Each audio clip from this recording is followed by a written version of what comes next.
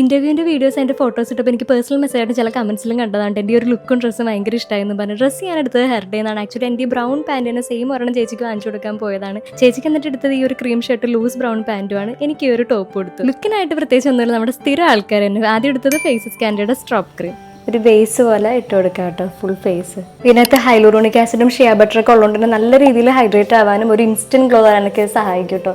അത് അപ്ലൈ ചെയ്ത് കഴിയുമ്പോൾ തന്നെ, ഇത് യൂസ് ചെയ്യുന്നവർക്ക് അറിയാൻ പറ്റും, ഇത് ഇട്ട സ്പോട്ടിൽ നല്ലൊരു തിളക്കം തരും നമുക്ക്. കണ്ടോ, വെറുതെ പ്ലെയിൻ ആയിട്ടിരുന്ന ഫേസ് ഒറ്റ ഇതിൽ തന്നെ തിളക്കം വന്നത് കാണിച്ചു തരാം കേട്ടോ. യൂസ് ചെയ്ത് കഴിഞ്ഞിട്ട് എനിക്ക് കിട്ടുന്ന റിസൾട്ടാണ് ഞാൻ കാണിക്കുന്നത്. പലരുടെയും പല സ്കിൻ ടൈപ്പ് ആയതുകൊണ്ട് അവർക്ക് വരുന്ന റിസൾട്ടും വേറെ ആയിരിക്കും. ഇപ്പൊ ലിപ്സ്റ്റിക് തന്നെ സെയിം ഷെയ്ഡ് പല ലിപ്സിലും ഇടുമ്പോൾ പല കളറായിട്ട് നമുക്ക് തോന്നാറില്ലേ. ഇത് വേണമെന്നുള്ളവർ യൂസ് ചെയ്ത് നോക്കിയാൽ മതി കേട്ടോ. കണ്ടോ, ഇൻസ്റ്റന്റ് ആയിട്ട് ഒരു ഗ്ലോ ബേസ് കിട്ടി. നെക്സ്റ്റ് ഞാൻ ഫേസസ് കാൻഡിന്റെ ഫൗണ്ടേഷൻ ആണ് എടുക്കുന്നത്. ജസ്റ്റ് ഒരു ഫൗണ്ടേഷൻ മാത്രമല്ല, അത് മോയിസ്ചറൈസറും സൺസ്ക്രീനും ഉണ്ട്. അതായത് SPF 13 അടങ്ങിയിട്ടുണ്ട്, വൈറ്റമിൻ C ഉണ്ട്, ആലോവേര ഉണ്ട്. ഇത് എല്ലാ ദിവസവും നമുക്ക് യൂസ് ചെയ്യാൻ പറ്റിയൊരു ഫൗണ്ടേഷനാണ്. അപ്പോൾ അത് ഞാൻ കുറച്ച് കയ്യിലേക്ക് എടുത്തിട്ട് അതിലേക്ക് നമ്മുടെ സ്ട്രോബും കൂടി ആഡ് ചെയ്ത് കൊടുക്കുകയാണ്. അപ്പം എത്രത്തോളം തിളക്കം നമുക്ക് ആഗ്രഹമുണ്ടോ അത്രത്തോളം ഓരോ സ്റ്റെപ്പിലും നമ്മൾ സ്ട്രോബ് ക്രീം അപ്ലൈ ചെയ്ത് കൊടുക്കണം. കാരണം അതാണ് മെയിനായിട്ട് നമുക്ക് തിളക്കം തന്നെ ഒരു സംഭവം. ഞാനിങ്ങനെ കുറേ ഡോട്ട് ഇട്ട് കൊടുത്തിട്ടാണ് ബ്ലെൻഡ് ചെയ്യുന്നത് കേട്ടോ. ഈ ഡ്രസ്സ് ആയതുകൊണ്ട് കഴുത്ത് അത്രയ്ക്ക് അങ്ങോട്ട് കാണില്ല. എന്നാലും ഫൗണ്ടേഷൻ അപ്ലൈ ചെയ്യുന്ന സമയത്ത് ബ്രഷ് വെച്ചാണ് ബ്ലെൻഡ് ചെയ്യിക്കുന്നത്, കുറച്ചും കൂടി ഫിനിഷിംഗ് ആയിട്ട് ഇരിക്കുന്നതായിട്ട് എനിക്ക് തോന്നിയിട്ടുണ്ടോ. അതിന് ശേഷം കൈ കൊണ്ടും കൂടി ഒന്ന് സെറ്റാക്കി കൊടുക്കണം. ശരിക്കും പറഞ്ഞാൽ ഒരു ബിൽഡബിൾ കവറേജ് വരുന്ന ഫൗണ്ടേഷനാണ്. ഈ ലിപ് ലൈനേഴ്സ് ഞാൻ പേർപ്പിൾ ഷോപ്പിൽ പോയിട്ട് ഡയറക്റ്റ് ആയിട്ട് വാങ്ങിയതുകൊണ്ട് 200 സംതിങ് ആണ് റേറ്റ് വരുന്നത്. എനിക്ക് ഒരു റെഡ് കളർ കൂടുതൽ ഇഷ്ടപ്പെട്ട്. അതിനുശേഷം ഫേസസ് കാൻഡിന്റെ കോഫി മാറ്റ് വാവ് ലിപ്സ്റ്റിക് ആണ് അപ്ലൈ ചെയ്ത്. ഈ ഷെയ്ഡ് വന്നിട്ട് കോക്കോ ക്രഷ് 07 എന്ന് പറഞ്ഞൊരു ഷെയ്ഡാണ്. 1 സ്വൈപ്പ് ആപ്ലിക്കേഷൻ ആണ് ലിപ്സ്റ്റിക്. അത്രയും ഫിനിഷിംഗ് തരും. പക്ഷേ ശ്രദ്ധിക്കേണ്ടത് ലിപ് ബാം ഇട്ടിട്ട് ഇത് ഇടരുത്. കാര്യം ഇത് ട്രാൻസ്ഫർ പ്രൂഫും കിസ് പ്രൂഫ് ഒക്കെയാണ്. പക്ഷേ ലിപ് ബാം ഇട്ട് കഴിഞ്ഞാൽ